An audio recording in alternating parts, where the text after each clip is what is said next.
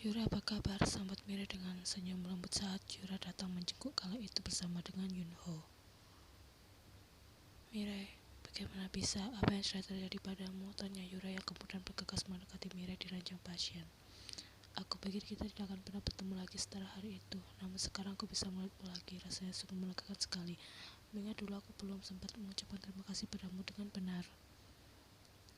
Tidak, Mira, jangan berkata seperti itu. Justru aku yang harus mengucapkan terima kasih padamu, balas Yura. Mira mengenal lemah, tubuhnya semakin kurus setelah melawan penyakit kanker hati stadium akhir. Yura di sana tidak bisa membendung perasaan sedihnya melihat keadaan sang istri. Terima kasih karena sudah memberikan kesempatan bagiku merasakan menjadi seorang ibu. Aku tidak tahu kebaikan apa yang telah aku berbuat di masa lalu hingga bisa merasakan kebahagiaan hidup bersama Yunho dan Jungkook. Yunho lelaki yang begitu setia, sekalipun aku tidak bisa memberikan seorang keturunan, namun dia tidak pernah menuntut ataupun menyalahkanku. Begitu juga dengan Jungkook, dia anak laki-laki yang berkepribadian hangat dan manis, ucap Mirai. Aku sudah menjalani kehidupan yang bahagia selama ini, Yuraya. Itu sebabnya sekalipun aku harus pergi, aku sudah mengikhlaskan semuanya. Jangan berkata seperti itu, kau harus sembuh, Miraya. Yunho dan Jungkook masih sangat membutuhkanmu, ucap Yura. Kau benar, selama ini mereka terlalu tergantung padaku. Itu sebabnya setelah kepergianku nanti, kembalilah pada Yunho, Yuraya. Bukan hanya Yura saja yang terkejut, melainkan Yunho juga.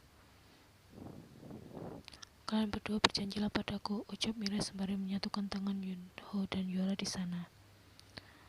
Adalah sebuah kesalahan saat Yunho memutuskan untuk menikahi Yura kala itu. Yunho cukup tahu hal apa yang membuat ia tidak bisa mendapatkan restu untuk menikahi Yura karena latar belakang gadis itu. Memiliki seorang ibu yang mendekam di balik jeruji besi akibat kasus pembunuhan atas suaminya sendiri. Selama hidupnya, Yura mengenal sang ayah sebagai pria pemabuk yang memiliki sifat kasar. Yura dan ibunya mendapat kemaki juga pukulan hampir setiap hari. Malam itu entah setan apa yang sudah merasuki ibunya. Ketika wanita itu menghujam tubuh sang ayah berulang kali dengan sebuah pisau dapur, saat lelaki itu pulang dalam keadaan mabuk dan mulai mengamuk. Wanita itu resmi menjadi tersangka utama dalam kasus pembunuhan suaminya sendiri. Di mana kalau takkan otakmu itu, mengapa kau menghamili gadis dengan latar belakang buruk seperti dia? Apa yang harus dikatakan pada orang-orang di luar sana? Mengapa kau tega sekali menyiksa batin wanita tua ini? Ratap ibu Yunho. Melihat sang ibu yang menangis, Yunho buru-buru datang menghampiri dan menenangkan. Aku mohon jangan pernah pedulikan ucapan orang-orang di luar sana. Aku bahagia dengan Yura. Tolong terima dia sebagai menantu. Aku mohon, pinta Yunho dengan sangat. Meskipun pada akhirnya Yunho dan Yura menikah dan Jun Yen lahir, perlakuan sang ibu tetap sama buruknya. Hingga saat Yen baru berusia 4 bulan, mereka resmi bercerai karena Yura yang sudah mengalami depresi akibat perlakuan ibu mertuanya. Mereka masih saling mencintai, namun terpaksa berpisah oleh keadaan. 1 bulan setelah perceraian, Yunho menikahi seorang wanita bernama Kim Mirai, pilihan sang ibu yang saat itu mendadak sakit-sakitan hingga pada akhirnya Yunho terpaksa menuruti permintaan wanita itu. Tepat 7 bulan setelah perceraian, Yunho mendapatkan panggilan telepon dari Yura yang mengatakan dirinya tengah berada di rumah sakit. Yunho dikejutkan dengan sosok bayi yang masih merah di pangkuan mantan istrinya yang masih tampak lemah duduk bersandar di ranjang pasien. Aku tidak tahu jika saat itu aku sudah hamil 2 bulan ketika kita resmi bercerai, ucap Yura. Mengapa kau tidak memberitahuku hal itu sejak awal setelah kau mengetahuinya, Yuraya? Ada rasa penyesalan begitu mengetahui mantan istrinya bahkan berjuang sendirian selama melewati masa kehamilan anak pertama mereka. Yura menggeleng pelan. Aku tidak mau fokusmu terhadap rumah tangga baru menjadi terusik karena berita kehamilanku. Aku mengeluh kemari karena ingin berkata jujur jika aku tidak sanggup untuk merawat anak kedua kita. Bolehkah aku mencoba mengenalnya, Yuraya? Tanya Mirai dengan suara lembut. Ini adalah pertama kalinya Yura bertemu dengan Mirai. Yura bahkan tak sedikit pun memiliki rasa benci pada gadis itu. Mirai tampak begitu lembut dan penyayang, kelihatan sekali dari tutur bahasa juga gerak-geriknya. Mirai kemudian mengambil alih bayi merah itu dari pangkuan Yura dengan hati-hati, menimangnya dengan penuh rasa sayang. Aku rasa kami bisa merawat dia untukmu, Yuraya. Iya kan, Yubo? Tanya Mirai dengan senyum yang sama. Yura hanya terdiam, masih bingung untuk mencerna situasi yang tengah terjadi. Apa kau sudah memberikan dia nama? Siapa nama si taman mungil ini? Tanya Mirai lagi. Jungkook, jawab Yura singkat. Nama yang terdengar sangat cocok sekali untuk bayi tampan ini, puji Mirai. Aku akan berusaha untuk menjaga dan menyayangi dia selayaknya putra kandungku sendiri. Jungkook mana? Tanya Yunho. Yeon terdiam. Kau tidak mengajak Jungkook terus sekalian untuk sarapan bersama, Yeon? Coba kau susul dia. Kalau tidak segera turun dan sarapan, nanti adikmu itu bisa terlambat pergi ke sekolah, Tita Yora. Kau di sini saja, biar apa yang naik ke atas, ucap Yunho saat Yeon hampir beranjak dari kursi. Namun ternyata Jungkook sudah berjalan menuruni tangga. Kenapa turunnya lama sekali? Semua orang sudah menunggu, tanya Yunho. Aku berangkat, balas Jungkook tanpa menoleh. Kau tidak sarapan dulu sayang, tanya Yura. Tidak usah so akrab denganku.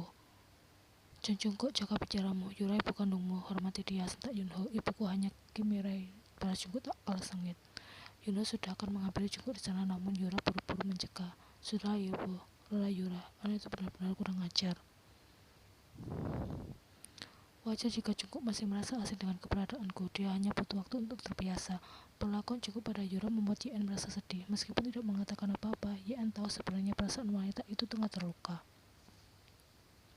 Apa Oma, aku akan berangkat sekarang, pamit Yeon dengan tergesa. Aku sudah makan beberapa suap, seperti biasa masakan Uma sangat enak, ucap Yeon sebelum berlari keluar dari rumah, sembari membawa helm milik Taeyong. Jungkook sudah hampir menarik gas motornya. Yeon dengan segera naik dan duduk di belakang.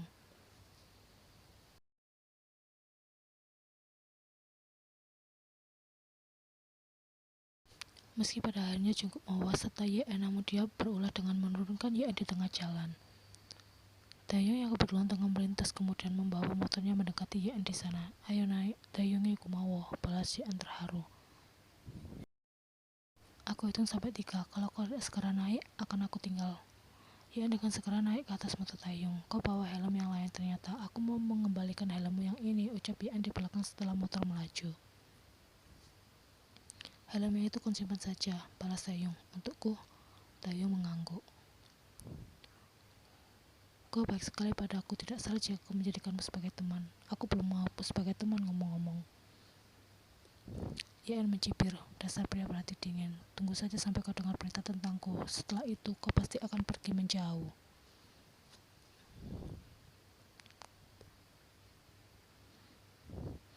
Aku tidak akan melakukan itu. Kalaupun ia juga tidak apa-apa, aku sudah terbiasa, ucap Taeyong. Sesampainya di sekolah, di dalam kelas, Michu sudah heboh. Dia mengakui kecantikan Yeon setelah melihat kejadian kemarin saat Yeon nekat pulang bersama Jungkook. Kau ini pakai pelet jenis apa? Tanya Michu kepo. Apa itu pelet? Yeon balas bertanya. Sejenis ilmu kuna-kuna, balas Jiwo. Yeon sudah menatap aneh Michu dan Jiwo di sana. Atau mungkin kau pakai susu? Gumam Michu. Dia pasti pakai dukun. Seorang John. Ucapan Jiwo seketika terhenti ketika Jungkook masuk ke dalam kelas. Ganti topik saja, ucap Michu. Ayah, aku kemarin bilang akan memberimu pencerahan mengenai Kim Taeyong kan? Tanya Jiwo. Yeon mengangguk singkat. Selagi belum terlalu jauh, ada baiknya kau tidak perlu merasa penasaran untuk dekat dengan Taeyong Sembainim.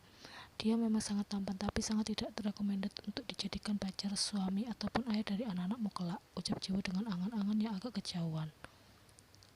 Ibu Taeyong memiliki gangguan kejiwaan, sementara ayahnya meskipun berprofesi sebagai dokter, tapi kelakuannya bagaikan iblis. Orang waras tidak akan merebut istri dari rekannya sendiri kan, tapi ayah Taeyong melakukannya. Keluarga mereka benar-benar kacau. Michu mengangguk membenarkan. Cerita panjang Jiwo. Hanya karena itu kalian mulai mengucilkannya. Kalian kejam sekali, ucap Yeon merasa iba pada Taeyong. Lagi pula jika dipikir-pikir lebih dalam lagi, Taeyong hanyalah seorang korban. Jika bisa memilih, dia tidak akan mau lahir di tengah keluarga berantakan seperti itu kan. Memangnya kau mau punya keturunan orang gila? Tanya Michu. Yeon tidak menjawab. Bukan hanya keluarganya, Taeyong sendiri juga bermasalah. Dia hobi cari gara-gara, menantang anak SMA lain untuk adu kekuatan ketika dia sudah mulai merasa frustasi. Hindari saja demi keselamatan dirimu sendiri. Bagaimana jadinya jika dia tiba-tiba kumat dan mulai menyerangmu? Aku tidak yakin Kim Taehyung orang yang seperti itu, ucap Yeon lirih, namun bisa cukup dengar dan membuatnya tak suka. Telah berpisah sekian lama kemudian dipertemukan kembali saat Junho mengundang Yura makan malam bersama sekaligus mengungkapkan kebenaran hubungan di antara mereka. Sejak hari itu hanya Jungkook yang terus saja memberontak sementara Yeon tampak begitu tenang. Jungkook kemudian berpikir apakah Yeon benar-benar mencintainya selama ini atau itu hanya cinta sepihak saja, hingga dengan begitu mudahnya Yeon mampu melupakan semuanya dan memulai cerita baru dengan pemuda lain. Seolah-olah yang benar terjadi di antara mereka bukanlah apa-apa. Saat jam istirahat tiba, Yan pergi ke atap untuk menghampiri Taehyung di sana. Ia duduk begitu saja di sebelah saat Taehyung hampir menyalakan sebatang rokok, namun urung melakukannya. Apa? Tanya Taehyung dingin. Aku tidak percaya kau orang seperti itu, ucap Yan tiba-tiba. Taehyung tersenyum singkat. Kau sudah dengar? Yan mengangguk. Kenapa kau tidak percaya? Entahlah, aku hanya merasa kau orang yang baik. Gadis aneh, apa di matamu aku sebaik itu? Aku bahkan sudah mengerjaimu pada saat pertama kali datang ke sekolah. Kecuali yang itu, tapi aku tidak yakin kau bisa memukul orang, ucap Yan. Mau aku tunjukkan? Coba pukul aku, tantang Yan. Serius? Iya, pukul aku di sini. Yan menunjuk pipinya. Tangan Taehyung terulur, bukan untuk memukul, melainkan menyentuh pipi Yan di sana hingga membuat gadis itu merasa terkejut. Ada noda di pipimu, ucap Taehyung. Sebentar Yan, ini bisa hilang jika dioleskan sedikit air liur. Seru Yan segera menyingkirkan tangan Taehyung dari wajahnya. Itu noda spidol akibat perbuatan Jiwo yang kesal karena Yan tidak mau percaya cerita Jiwo tentang Taehyung. Ayo turun ke bawah dan makan di kantin, ajak Yan setelah menghapus noda spidol di pipinya. Pergilah sendiri, aku mau di sini saja, balas Taehyung. Sudah aku duga, itu sebabnya aku datang kemari dengan membawa ini. Yan mengeluarkan 2 buah samgak kimbap, memberikan satu untuk Taehyung. Aku tidak suka. Cicipi dulu rasanya baru boleh bilang tidak suka. Yan dengan paksa menjejalkan samgak kimbap itu ke mulut Taehyung. Kunyah, habiskan. Jika tidak, aku tidak akan mau berteman denganmu lagi. Aku tidak akan datang kemari lagi untuk menemanimu saat jam istirahat tiba, omel Yan. Memangnya aku peduli, balas Taehyung, namun tetap memakan kimbap itu hingga habis. Setelahnya mereka saling mengobrol dengan sembari menikmati susu kotak stroberi dan susu coklat. Meskipun merasa sangat penasaran, Yan masih belum memiliki beranian untuk bertanya mengenai gosip yang beredar mengenai Taehyung dan keluarganya. Kau ada kegiatan setelah pulang sekolah nanti?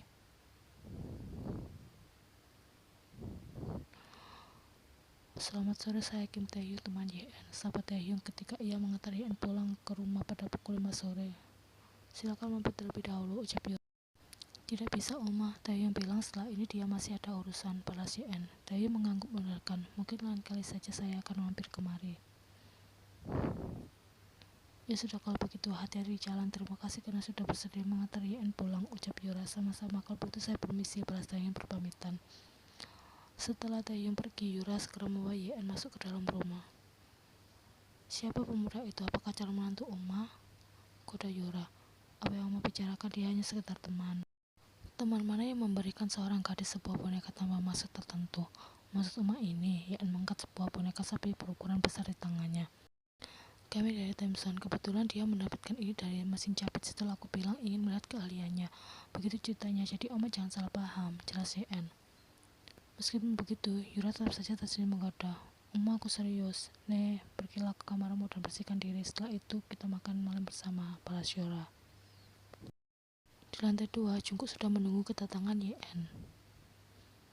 Dari mana saja? Hanya bermain sebentar dengan Taehyung, jawab Yan. Kau memanggilnya dengan manis seperti itu. Kau melupakanku dengan cepat ya? Tidak sama sekali. Ini juga berat untuk Kukuki. Namun aku mencoba untuk mengalihkannya dengan mencari teman-teman baru. Teman baru atau pacar baru? Tampaknya kau tertarik dengan Kim Taehyung, tuduh Jungkook. Yan menatap Jungkook lekat di sana. Bohong jika ia bisa melupakan Jungkook secepat itu, apalagi mereka sempat lost kontak cukup lama dan bertemu di saat yang tidak tepat. Saat itu Yan ingin berlari memeluk tubuh Jungkook mengutarakan kerinduannya, namun situasinya sangat tidak mendukung. Kita pasti masih bisa bersama kan jika saja mereka tidak menikah, tanya Jungkook. Apa bedanya? Mereka menikah ataupun tidak, tetap saja kenyataan tidak akan berubah jika kita adalah sepasang kakak dan adik. Kau dan aku terlahir dari rahim yang sama, dari ama dan apa yang sama, balas Yan. Itu bohong, apa hanya mengarang cerita agar aku mau menerima wanita itu di sini? Ibuku hanya Kim Mirai. Berhenti bicara buruk tentang Uma, ucap Yan dengan kedua mata yang berkaca-kaca. Jungkook tersentak melihat hal itu. Kau bahkan sudah tahu seberapa besar arti Oma untukku. Sudah aku katakan untuk benci saja aku, jangan Uma. Jungkook mengajak rambutnya frustasi sebelum akhirnya pergi memasuki kamarnya dengan bantingan pintu. Air mata Yan perlahan mulai jatuh mengalir. Takdirnya terlalu berat untuk dia lalui. Bagaimana bisa seorang pemuda yang dia cintai ternyata adik kandungnya sendiri? Yan telah memiliki harapan besar mengenai hubungannya bersama Jungkook. Mereka berangan-angan kalau setelah dewasa dan kemudian menikah akan membentuk keluarga seperti apa. Kenyataan ini terlalu berat, terasa mustahil untuk bisa Yeon lalui. Berpura-pura tersenyum berkali bertemu dengan Jungkook, namun hatinya menangis hampir setiap. Yeon hanya berharap suatu hari nanti ia dan Jungkook akan dipertemukan dengan kebahagiaan.